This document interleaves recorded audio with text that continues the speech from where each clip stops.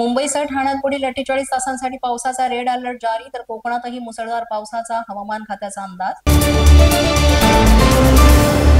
मुसळधार पावसाचा मध्य रेल्वेला फटका, माटुंगा आणि दादर मध्य रेल्वे धीम्या गतीनं, मुंबईकरांचे हाल।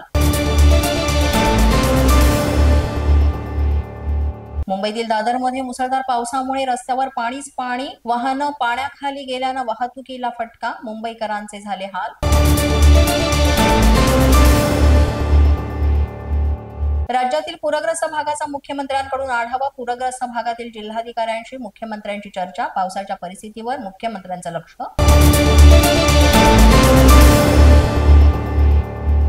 सायनमधील गांधी मार्केट परिसरात रस्त्यावर पाणीच पाणी, वडाळ्यातही रस्ते पाण्याखाली, वाहतुकीला मोठा फटका।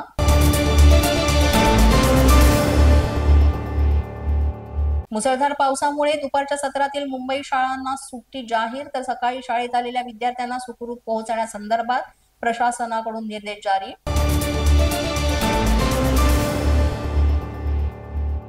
बीड जिल्ह्यामध्ये मुसळधार पाऊस, शिरसाळा परिसरामध्ये जीप गेली वाहून, तिघांना सुरक्षितपणे बाहेर काढण्यात यश, एकाचा शोध सुरू।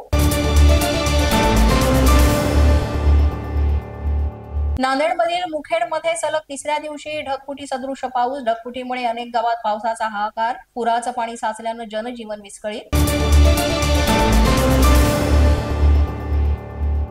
कोल्हापुरातील राधानगरी धरणाचे सर्व दरवाजे उघडले, धरण क्षेत्रात पावसाचा जोर कायम, जिल्ह्यातील 19 बंधारेही पाण्याखाली, नदीकाठच्या गावांना सतर्कतेचा इशारा।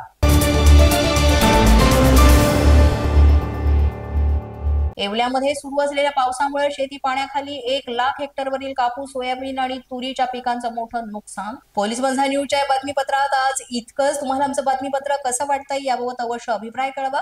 यासाठी पोलीस बंधा न्यूजचं युट्यूब चॅनल सबस्क्राईब करा, तसंच आमचं फेसबुक, इंस्टाग्राम आणि ट्विटर अकाउंट फॉलो करा। अधिक माहितीसाठी आमच्या www.policemazhanews.com या वेबसाईटला भेट द्या। आमचे अधिकृत प्रतिनिधी व्हायचं असेल तर स्क्रीनवर दिलेल्या क्रमांकांवर आजच संपर्क साधा। आजच्या बातमीपत्रात इतकंच। पुन्हा भेटूया पुढील बातमीपत्रात, तोपर्यंत पाहत रहा पोलीस माझा न्यूज।